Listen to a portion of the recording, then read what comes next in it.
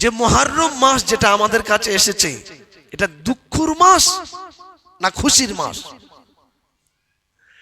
এটা দুঃখের মাস না খুশির মাস? এটা কোন মাস? যদি দুঃখের মাস হয়, দুঃখের মাস যারা মনে করছেন, আমার দেশের বা সারা পৃথিবীতে সংখ্যা অনেক রয়েছে। আমি গতকালকে কলকাতায় গিয়েছিলাম, দেখলাম খালি পায়ে হাঁটছে, বাড়িতে রান্না বান্না বন্ধ, হ্যাঁ, ছুরি খেলা, তাজিয়া, মাতম সবকিছু শুরু হয়ে গেছে আর হবে জোর কদমে। আচ্ছা, মাতম কখন করে বলুন? মানুষ যখন মারা যায় তখন তো মানুষ মাতম করে। তাহলে যারা মাতম করছেন, তাজিয়া বানাচ্ছেন, খিচুড়ি বিলাচ্ছেন, পানি পান করছেন না, তারা কিন্তু ইমাম হুসাইনকে ভালোবাসেন না। আমরা আহলে সুন্নাত জামাত ওলামায়ে দেওবন্দের আমাদের নিসবত হলো, আমাদের শান শওকত হলো, আমাদের ইয়াকিন হলো ইমাম হুসাইন রাদিয়াল্লাহু তাআলা আনহু তিনি মরে যাননি, তিনি দুনিয়া থেকে পর্দা নিয়েছেন। তিনি তালা যারা ইমাম হুসাইনকে মরে গেছে এটাই ভাববে, তারাই মাতম করবে, আর যারাই মাতম করবে তারা ইমাম হুসাইনের দুশমন হবে। কারণ তাদের আকীদা হলো ইমাম হুসাইন মারা গেছেন। ওলামায়ে দেওবন্দের আকীদা হলো ইমাম হুসাইন মারা যাননি, তিনি পর্দা নিয়েছেন। এর দলিল কি? আল্লাহ পাক বলেছেন, ওয়ালা তাকুলু লিমান ইয়াকতালু ফি সাবিলিল্লাহি আমওয়াত বাল আহয়াউ ওয়ালাকিন লা তাশউরুন। যারা আল্লাহর রাস্তায় শহীদ হয়ে যায়, আল্লাহ পাক বলছেন তাদেরকে মৃত বলো না, তারা জিন্দা। তাদেরকে কবরে, তাদের যখন কবরের ভিতরে রাখা হয় তারা মরে না, পোকা তাদের খেতে পারে না, পোকা তাদের ছুঁতে পারে না, মাটি তাদেরকে নষ্ট করতে পারে না। জোরে বলুন সুবহানাল্লাহ। তাহলে যারা মাতম করছেন, তাজিয়া বানাচ্ছেন, ছুরি খেলছেন, খিচুড়ি পাকাচ্ছেন, খালি পায়ে হাঁটছেন, তারা কি ইমাম হুসাইনের প্রতি ভালোবাসা দেখাতে পারলো ভাই? কারণ তারা মনে করছেন মরে গেছে বলে মাতম করতে হয়। মরে গেলে তো মাতম করে। যদি মাতম কেউ করে, মরে গেলেই করে, তা আমাদের ইয়াকিন কি যে ইমাম হুসাইন তো মরে যাননি, ঠিক কিনা? আল্লাহ পাক শিখিয়েছেন যারা শহীদ হয় তাদেরকে তোমরা মৃত বলো না, তারা শহীদ, তারা জিন্দা। তো আমার মুহতারাম দোস্ত বুজুর্গ, আমাদের এলাকায় এ সমস্ত হয় না, কিন্তু অনেক আমাদের যুবক আছে বিভিন্ন জায়গায় লাঠি খেলা দেখতে যায়। বলে হুজুর না দেখলে মনটা ছটপট ছটপট করে। আপনাদের এলাকায় অনেক যুবক আছে, বলে লাঠি খেলা হবে, বোনের বাড়ি, বোনের বাড়ি, চাচাতো ফুফুতো ভাই, খালাতো ভাইয়ের বাড়ি যাবে লাঠি খেলা দেখতে, ছুরি খেলা দেখতে। বলে সব ওরা আবার ওখান থেকে যুক্তি শুনে আসে যে আমাদের উপরে ফতোয়া মারে। সব বললে হবে? তাহলে নবীর সন্তানদের প্রতি, নবীর বংশধরের প্রতি ভালোবাসা কি তৈরি হলো? তো এবারে আমি আপনাদেরকে শোনাবো যে এই মাসটি খুশির মাস না দুঃখের মাস, এই বিচারটা আপনারা করবেন। শুধু কিছু ঘটনা আপনাদেরকে শুনিয়ে দিই। হযরতে আদম আলাইহিস সালাতু ওয়াস সালাম তিনি জান্নাতে ছিলেন, মা হাওয়া আলাইহিস সালাতু ওয়াস সালাম জান্নাতে ছিলেন। আল্লাহ পাক বলেন, আদম জান্নাতে যেখানে খুশি যেতে তোমার মন চায় সেখানে খুশি যাও, যেটা খেতে মন চায় সেটা খাও, কিন্তু তুমি আমার ওই নিষিদ্ধ ফলের কাছে যাবে না। আল্লাহ রাব্বুল আলামিন বলেন, ওয়ালা তাকরাবা হাযিহিশ শাজারা ফাতাকুনা মিনাজ জালিমিন। ওয়া আদম নবী, জান্নাতে তুমি বিচরণ করো, জান্নাতে তোমার যেখানে যেতে মন চায় তুমি সেখানে চলে যাও, তবে তুমি আমার নিষিদ্ধ ফলের কাছে, নিষিদ্ধ গাছের কাছে তুমি আসবে না। যেখানে খুশি যাও, কিন্তু একটি গাছের কাছে তুমি আসবে না। আদম নবী বললেন ঠিক আছে যাব না। লম্বা চওড়া ঘটনা। শেষে আদম নবী গেলেন গাছের কাছে আর ফল খেলেন, আমাদের সকলের জানা। আল্লাহ তাদেরকে জান্নাত থেকে পাঠিয়ে দিলেন দুনিয়ার জমিনে। মা হাওয়া এলেন দুনিয়ার জমিনে, আদম নবী এলেন দুনিয়ার জমিনে। 300 বছর কান্নাকাটি করলেন। 300 বছর কান্নাকাটি করার পরে দোয়া হলো না। আদম নবী আল্লাহকে বলেন, আল্লাহ আমি 300 বছর ধরে দোয়া করছি, তুমি দোয়া কবুল করছো না, আজ দোয়া কবুল করলাম।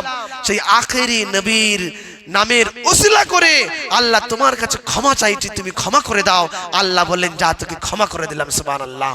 কারণ আদম তুমি এমন একটা নবীর নাম ধরেছো, এমন একটা নবীর নাম নিয়ে ওসিলা চেয়েছো, যে নবীর নাম নিলে আমি আল্লাহ তার দোয়া রুখতে পারি না। তাই আমি আমার আখেরি নবী মুহাম্মদ সাল্লাল্লাহু আলাইহি ওয়াসাল্লামের ওসিলায় তোমার আমি দোয়াকে কবুল করে নিলাম, অর্থাৎ তোমাকে ক্ষমা করে দিলাম। ও নবী আদম, শুনে রেখে দাও, আমার নবীর নামের ওসিলা করে তুমি দোয়া চেয়েছো, শুধু তোমাকে ক্ষমা করেছি এমন নয়, আমার নবীর আখিরি যারা উম্মত হবে, সেই উম্মতেরা যখন আমার নবীর নাম নিয়ে দোয়া চাইবে, আমি সাথে সাথে সেই উম্মতগুলোকেও তোমাকে যেমন ক্ষমা করেছি, সেই উম্মতগুলোকেও আমি ক্ষমা করে দেবো। জোরে বলি সুবহানাল্লাহ। ও আদম, তবে আর একটা দোয়া শিখিয়ে দিচ্ছি, সেই দোয়াটা একটা পড়ে নাও। কি দোয়া? আল্লাহ পাক শিখিয়ে দিলেন আদম নবীকে, কি? রব্বানা যালামনা আনফুসানা ওয়া ইল্লাম তাগফির লানা ওয়া তারহামনা লানাকুনান্না মিনাল খাসিরিন। ও আদম নবী, তোমাকে ক্ষমা করে দিলাম, এবং তোমাকে ক্ষমা করে দেওয়ার পরে মানুষের খলিফা হিসাবে তোমাকে আমি নবী বানিয়ে দিলাম। জোরে বলুন সুবহানাল্লাহ। যেদিন আদম নবীর দোয়াটা কবুল হয়েছিল, আর যেদিন আদম নবীর 300 বছর পরে আল্লাহ পাক ক্ষমা করেছিলেন, আর আল্লাহ পাক আদম নবীকে নবুয়ত প্রাপ্ত করেছিলেন, সেই দিনটা ছিল আশুরার দিন, আর মাসটা ছিল মুহররমের মাস। জোরে বলুন সুবহানাল্লাহ। তাহলে খুশির বিষয় না দুঃখের বিষয়? বলতে হবে না, পরে বলবেন। আর একটা বলি, হযরতে নূহ আলাইহিস সালাতু ওয়াস সালাম, সকলে জানেন তো, মহাপ্লাবন হয়েছিল, সারা পৃথিবী মহাপ্লাবনে, সাইক্লোনে আর ভূমিকম্পে পুরো পৃথিবীটা আল্লাহ পাক নিস্তেনাবুদ ধ্বংস করে দিয়েছিলেন। নূহ নবীকে বললেন, আল্লাহ পাক, নূহ তুমি কস্তি তৈরি করো, নৌকা তৈরি করো, তোমাকে যারা ফলো করছে, তোমাকে যারা অনুসরণ করছে, তাদেরকে নিয়ে তুমি ওই নৌকায় ওঠো, কাস্তিতে ওঠো। নূহ আলাইহিস সালাতু ওয়াস সালাম 950 বছর ধরে দিনের মেহনত করেছিলেন। তাই বড় দুঃখে হযরতে নূহ বললেন, ওগো আল্লাহ, কি হবে? বলে, এবার আমি তোমার জাতিকে, কওমকে ধ্বংস করে দেব, শুধুমাত্র তোমাকে হেফাজত করবা, তোমাকে যে গোটা কত লোক মেনেছে, অনুসরণ করেছে, ফলো করছে, তাদেরকে হেফাজত করব। এজন্য তুমি কাস্তি তৈরি করো, নৌকা তৈরি করো। নৌকা তৈরি করলেন, আমি সংক্ষিপ্ত বলছি, নৌকায় উঠে পড়লেন। 7 দিন 7 রাত নৌকা চলতেই রইল, চলতেই রইল, চলতেই রইল। কতদিন কত রাত? 7 দিন 7 রাত। নূহ আলাইহিস সালাতু ওয়াস সালাম এবং তার ফলোয়ারকে আল্লাহ পাক 7 দিন পরে যে কিনারায় নৌকাটা নিয়ে গিয়েছিলেন, আর সেই কিনারা থেকে, মহাপ্লাবন থেকে নূহ নবীকে আল্লাহ পাক এবং তার সঙ্গীগুলোকে হেফাজত করেছিলেন, সেই মাসটা ছিল এই মুহররমের মাস, আর দিনটা ছিল আশুরা, 10ই মুহররম। জোরে বলুন সুবহানাল্লাহ। হযরতে ইউনূস আলাইহিস সালাতু ওয়াস সালাম নৌকায় সফর করছেন, লম্বা চওড়া ঘটনা, কোরআন খুলে দেখে নেবেন। নৌকা থেকে আল্লাহ পাক ফেলে দিলেন একটা মাছকে, আল্লাহ পাক হুকুম করলে, এই মাছ আমার ইউনূসকে তুমি খেয়ে নাও। মাছ খেয়ে নিল। মাছের পেটের ভিতরে ইউনূস নবী 40 দিন আর 40 রাত ছিলেন। সেখানে 3টে অন্ধকার ছিল। 1 রাতের অন্ধকার, 2 পানির নিচের অন্ধকার, 3 মাছের পেটের অন্ধকার। এই 3 অন্ধকারের ভিতরে ইউনূস নবী ছিলেন 40 দিন 40 রাত। 40 দিন 40 রাত ইউনূস নবী আলাইহিস সালাতু ওয়াস সালাম আল্লাহকে দোয়া করলেন, আল্লাহর কাছে দোয়া করলেন, আল্লাহ তুমি আমাকে হেফাজত করো। আল্লাহ পাক বলেন, ও ইউনূস, আজ আমি তোমাকে একটা দোয়া শিখিয়ে দিচ্ছি, এই দোয়াটি পড়বে, আর তোমার দোয়া কবুল করে নিয়ে আমি তোমাকে হেফাজত করে দেব। ইউনূস নবী বললেন, আল্লাহ তাই বলো, 40 দিন 40 রাত ধরে কত দোয়া করলাম, হলো না, ঠিক আছে একটা দোয়া শিখিয়ে দাও। তা আল্লাহ পাক দোয়া শিখিয়ে দিলেন, কি? লা ইলাহা ইল্লা আনতা সুবহানাক ইন্নী কুনতু মিনাজ জালিমিন। ইউনূস নবী আলাইহিস সালাতু ওয়াস সালাম পড়লেন, আল্লাহ পাক বলেন, ও ইউনূস, শুধু তুমি পড়েছো তোমাকে হেফাজত করবে এমন নয়, আমি শেষে একজন নবীকে পাঠাবো পৃথিবীতে, যে নবীর নাম হবে মুহাম্মদ সাল্লাল্লাহু আলাইহি ওয়াসাল্লাম। সেই আখেরি নবীর উপরে এই দোয়াটি আমি অবতীর্ণ করব, নাজিল করব। আমার নবীর আখেরি নবী মুহাম্মদ সাল্লাল্লাহু আলাইহি ওয়াসাল্লামের উম্মতেরা তারা যখন বিপদে পড়বে, মুসিবতের ভিতরে পড়বে, এই আয়াতটি 40 বার পড়বে, আমি আল্লাহ পাক মহা বিপদ থেকে আমার আখেরি নবীর উম্মতকে হেফাজত করে নেব। জোরে বলুন সুবহানাল্লাহ। তাহলে আমরা যদি কোনো বিপদে পড়ি কতবার পড়বেন? এটি 40 বার পড়ে কি পেশা পিঠে পানি নেবেন না? এটা বলেছি আমি। 40 বার পড়ে কি কাঁচা মেরে ঘুরবেন, নামাজ পড়বেন না, এটা বলেছি আমি। হ্যাঁ, টিউ ঠিক রাখার জন্য আগে টায়ারকে ঠিক রাখতে হবে। টায়ার ঠিক রাখে তারপরে টিউকে যত্ন করলে গাড়ি চলবে, ঠিক কি না? ওই ব্যাখ্যায় যাচ্ছি না।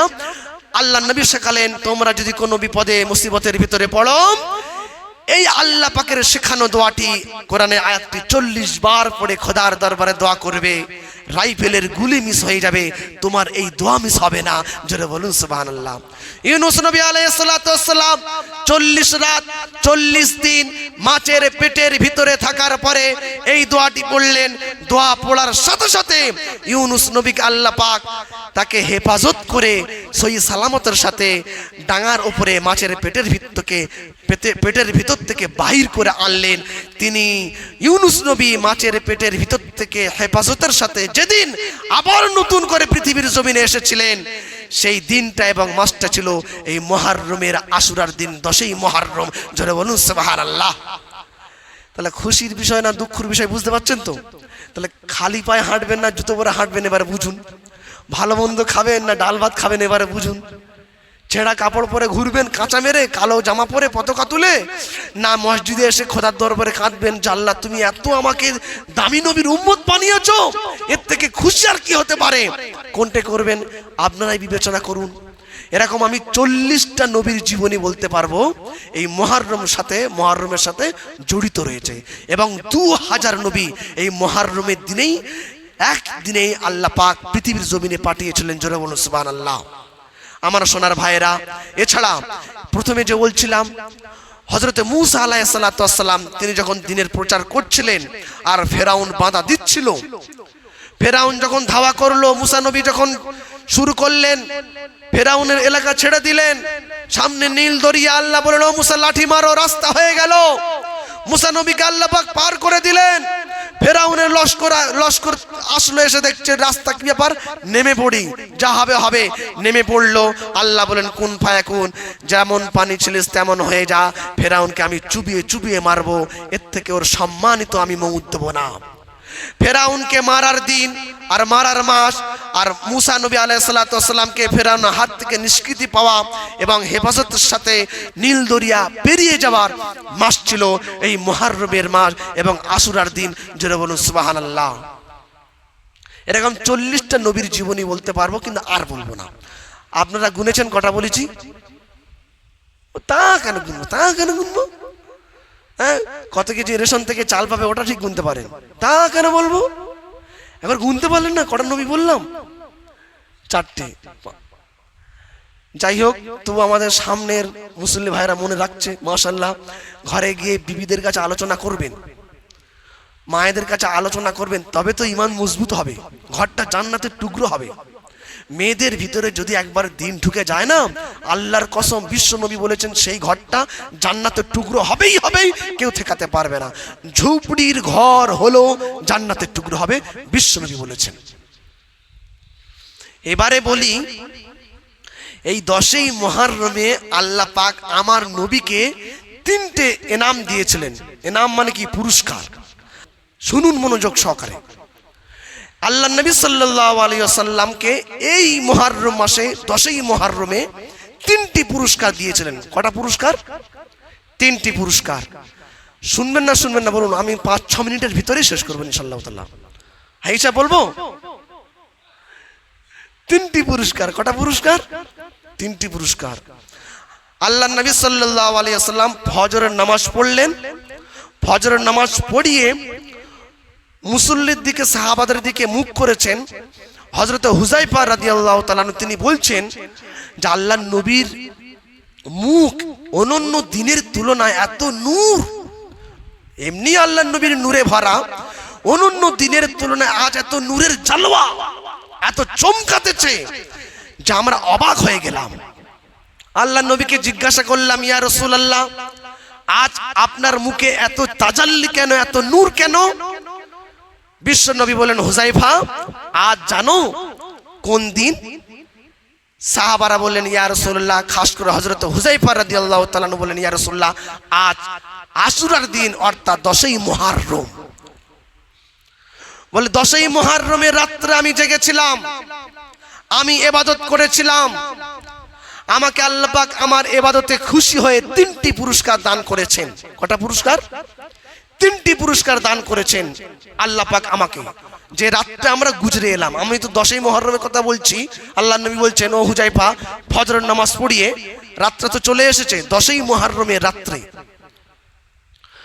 যেটা আমি রাসূলুল্লাহ আমি ইবাদত করেছি, আল্লাহ পাক আমার ইবাদতে খুশি হয়ে 3টি পুরস্কার দিয়েছেন। নাম্বার 1, আল্লাহ পাক বললেন, ও আমার হাবিব, ও আমার রাসূলুল্লাহ, আজ আমি তোমাকে একটি পুরস্কার দেব, আমি তোমাকে একটি ইনাম দান করব। সেই পুরস্কারটি হলো, আজ আমি, ও রাসূল, আমি তোমাকে মাসুম বানিয়ে দিলাম। জোরে বলুন সুবহানাল্লাহ। এর পূর্বে আল্লাহর নবী মাসুম হননি। মাসুম মানে কি? আল্লাহর নবীর আগে কোনো গুনাহ থাকবে না, পরে কোনো গুনাহ থাকবে না, সামনে গুনাহ থাকবে না, পিছনে গুনাহ থাকবে না। গুনাহ থাকবে না এমনটা নয়, দুনিয়ার জিন্দেগিতে পৃথিবীর কোনো গুনাহ আল্লাহর নবীকে ছুতে পারবে না, তাকে বলা হয় মাসুম। ওগো আমার হাবিব, আজ 10ই মুহররমের রাত্রে তোমার ইবাদতে খুশি হয়ে আমি তোমাকে মাসুম বানিয়ে দিলাম। জোরে বলুন সুবহানাল্লাহ। আল্লাহর নবী এই পুরস্কারটি পেয়েছিলেন 10ই মুহররমের রাত্রে। দ্বিতীয় পুরস্কার, ও হুযায়ফা, তুমি জানো আল্লাহ পাক আমাকে ডেকে বললেন, হাবিব, ও আমার হাবিব, আমি 7 আসমান তৈরি করেছি। 7 আসমানের উপরে 8টি জান্নাত তৈরি করেছি। 8 জান্নাতের উপরে আমি সিদরাতুল মুনতাহা তৈরি করেছি। সিদরাতুল মুনতাহার উপরে আমার আরশ মুহাল্লা তৈরি করেছি। আরশ মুহাল্লার ভিতরে আমার একটা কুরসি বানিয়েছি, আর আমার কুরসির সামনে একটা ঘর বানিয়েছি, যেই ঘরটির নাম হলো বাইতুল মামুর। ও আমার হাবিব, ও আমার রাসূলুল্লাহ, আমি তোমার উম্মতকে জান্নাত দেব। আমি তোমার, ও আমার রাসূলুল্লাহ, ও আমার হাবিব, আমি তোমার উম্মতকে জান্নাত দান করব, তোমার উম্মতকে জান্নাত দেব। কিন্তু তোমার জান্নাত দিতে পারবো না, পারবো না, পারবো না। আমি তোমাকে খুশি হয়ে বাইতুল মামুর দান করে দিলাম। ও আমার হাবিব, 7 আসমানের উপরে 8টি জান্নাত, 8 জান্নাতের উপরে সিদরাতুল মুনতাহা, সিদরাতুল মুনতাহার উপরে আমার আরশে মুহাল্লা, আরশে মুহাল্লার ভিতরে একটা কুরসি মোবারক। সেই কুরসি মোবারকের সামনে একটি ঘর রয়েছে, যে ঘরটির নাম বাইতুল মামুর। তুমি থাকবে বাইতুল মামুরে, আমি থাকবো আরশে মুহাল্লায় কুরসি মোবারকে। তুমি আমাকে দেখবে, আর আমি আল্লাহ তোমাকে দেখতে থাকবো। এইভাবে দুজনার সময়কে পার করিয়ে নেব। আমি তোমাকে 10ই মুহররমের রাত্রে কোন নবীকে দিইনি, আমি বাইতুল মামুর দান করে দিলাম। জোরে বলুন সুবহানাল্লাহ। তাহলে 1 নম্বর কি? আল্লাহর নবীকে মাসুম বানানো হলো 10ই মুহররমে। 2 নম্বর, বাইতুল মামুর ঘর আল্লাহ পাক আল্লাহর নবীকে দান করলেন, পুরস্কার দিলেন। নাম্বার 3, ও আমার হাবিব, কিয়ামতের মাঠে আমি তোমাকে জলিল করব না, অপমানিত করব না। সমস্ত নবীরা পর্যন্ত কাতরাবে, কাতরাবে। তাদের বিচার কিভাবে শুরু হবে? একমাত্র তোমাকে আমি সম্মানিত করব, তোমার দিলে কোনো ভয় থাকবে না। জোরে বলুন সুবহানাল্লাহ। এই মুহররম মাসে 10ই মুহররমের রাত্রে আল্লাহ পাক তার হাবিবকে এই 3টি জিনিস দান করেছিলেন। যাই হোক, মুহররম মাস বড় দামি মাস, বড় কিমতি মাস, বড় বরকতের মাস, বড় সম্মানিত মাস। এই মাসের দিকে লক্ষ্য রাখবো। মহতরম দোস্ত বুজুর্গ, পবিত্র মুহররমুল হারাম মাস চলছে। কারণ আমি গত জুম্মায়ও বলেছিলাম যে আল্লাহ পাক রব্বুল আলামিনের কাছে চারটে মাস সম্মানিত আল্লাহ পাক করেছেন। সেই চারটে মাসের ভিতরে উল্লেখযোগ্য মাস হলো ইসলামের শুভ নববর্ষ, ইসলামের চাঁদের তারিখ অনুযায়ী মুহররমুল হারাম মাস, নতুন বছর শুরু হলো। তে মাসকে আল্লাহ পাক বড় সম্মানিত করেছেন। এ মাসে আল্লাহ পাক অনেক নিয়ামত দান করেছেন। এ মাসে আল্লাহ পাক আল্লাহর নবী সাল্লাল্লাহু আলাইহি ওয়াসাল্লামকে বিশেষ ইনাম দিয়েছিলেন, পুরস্কার দিয়েছিলেন, উপহার দিয়েছিলেন, উপঢৌকন দিয়েছিলেন, হাদিয়া দিয়েছিলেন আল্লাহ পাক তার রাসূলকে। সেটা আমি বলবো শেষের দিকে, ওমা তাওফিক ইল্লা বিল্লাহ।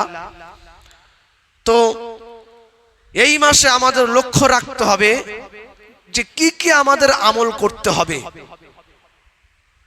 10ই মুহররমকে বলা হয় ইয়াউমে আশুরা, অর্থাৎ আশুরার দিন।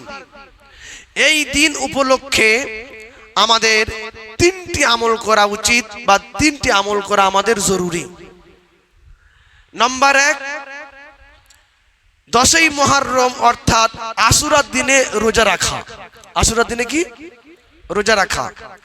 নাম্বার 2, 10ই মুহররমে অন্যান্য দিনের তুলনায় 10ই মুহররমে নিজের পরিবারের পিছনে, পরিবারের সদস্যদের পিছনে একটু বেশি খরচ করা, দিল খুলে।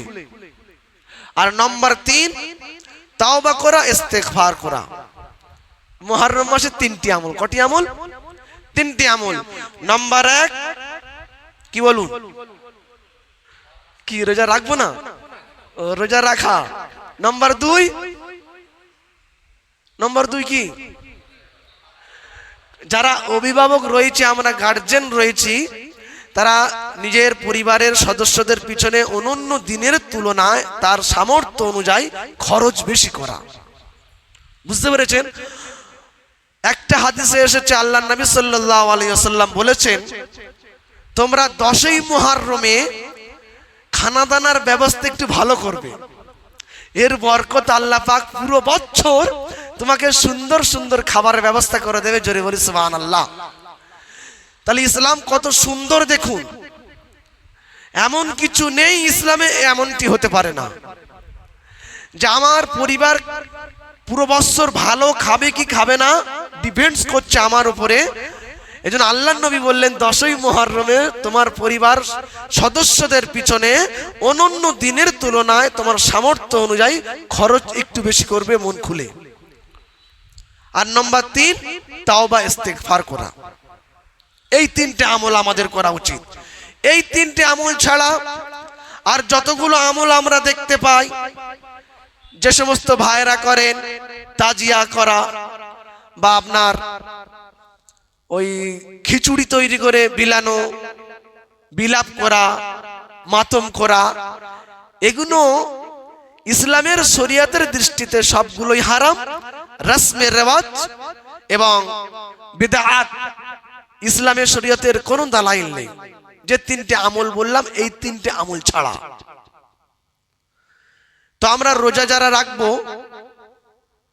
সহিহ মুসলিম শরীফের হাদিসে এসেছে আল্লাহর নবী সাল্লাল্লাহু আলাইহি ওয়াসাল্লাম বলছেন, যারা মুহররমের 10ই মুহররমে রোজা রাখবে, আমি রাসূলুল্লাহ আশা রাখছি তার 1 বছর অর্থাৎ বিগত পূর্ববর্তী 1 বছরের গুনাহকে আল্লাহ ক্ষমা করে দেবেন। জোরে বলে সুবহানাল্লাহ।